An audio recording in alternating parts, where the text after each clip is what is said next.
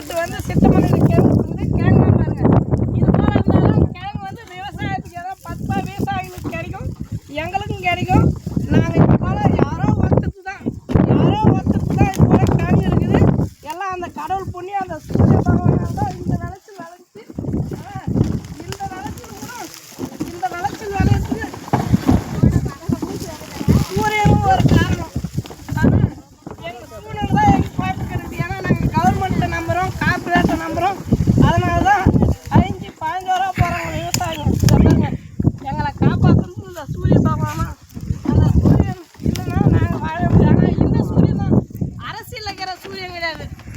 இது மேலே இருக்கிறனே அந்த சூரியனால தான் விவசாயிங்க கொஞ்சம் 2 பேராச்சும் வாழணும். இல்லை அது கூட வாழ மாட்டோம். கிழங்காங்க காட்டினேன், எந்த அளவுக்கு கேங்கு கொண்டு போய் கட்டுங்க, ஜூம் பண்ணி காட்டுங்க. கேங்கு அது போல தான் இருக்கும்.